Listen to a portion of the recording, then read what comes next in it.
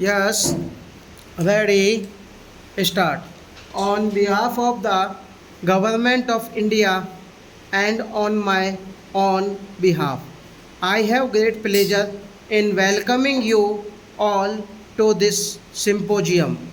UNESCO has since its inception been organizing seminars, discussion groups and symposia for the consideration of various problems that affect the relations of nations and countries and for the creation of better understanding through the exchange of knowledge and experience in many fields. This symposium is concerned with an even more fundamental issue. Today, philosophers of the East and the West have met to discuss the concept of man himself. Who can deny that this issue is the basic one of the modern age and on its satisfactory solution depends the future of man. I am therefore especially happy to welcome you here to this ancient land of philosophers and seers. I earnestly hope that the spirit of India, with its long traditions of wisdom and spirituality, will inspire all your deliberations. In the last 6,000 years or more, the human being has traveled over a vast region from his early beginnings in primitive society. This period has been man overcome many hidden obstacles and meet the challenge of inanimate nature and the animate world. In spite of all the vicissitudes which man has had to face during this period, there has on the whole been continuous and steady progress in wresting from nature some of her greatest secrets. Wheel after wheel has been torn apart from the hidden face of nature and secrets that are still unknown are yielding to his quest, while man's triumphed progress in unveiling the face of nature has been steady and continuous. Can we say with equal confidence that he has succeeded in unveiling the lineament of his own self?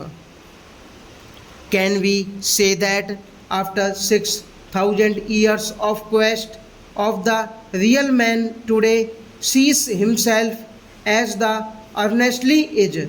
I think you will agree that we have to make a sad confession in this matter. The mirror that man has fashioned reflects all aspects of the world but not his own inner self. We have to admit that man has not yet been able to form a clear picture of his own nature. The secrets of the universe are clearer to him than the secrets of the her self. For some 3,000 years of more, philosophers have again and again asked what man is, whence he comes from. The basic issue before you is the consideration of this problem. You have met to discuss the concept of man as it has been enunciated by thinkers in the east and the west. I would at the very beginning the like to emphasize that in speaking of the east and the west, we are thinking only of certain special features in the thought of these regions.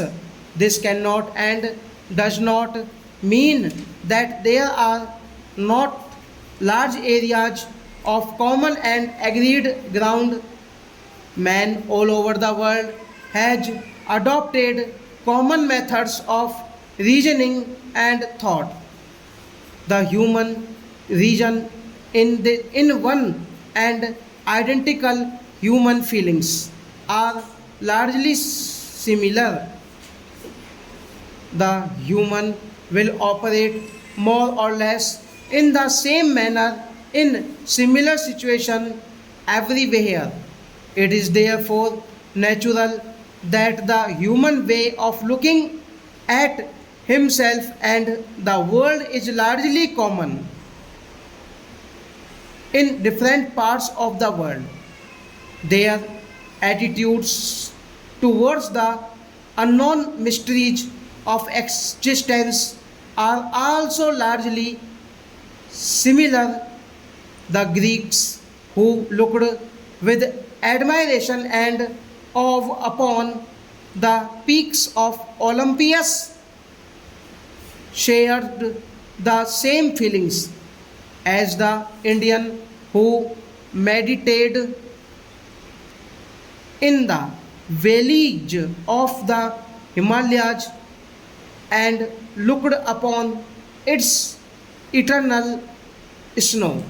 In spite of large areas of agreement, human minds in different regions of the world have adopted a different approach to some of their common problems.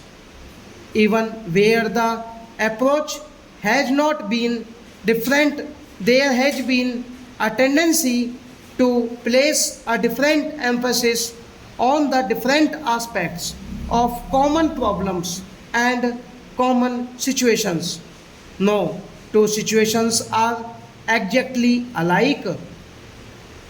It was inevitable that people in different regions should pay greater attention to different aspects of common problems. It is on account of such differences in emphasis that we describe a particular mode of thought as characteristics of a particular nation or region. It is from this point of view that I will try to formulate that are the different that characterize the East from the West. I think you will all agree that even where the solutions are similar in pattern and outline, there are differences in shade and color which justify us in calling some of the solutions Eastern and other Western.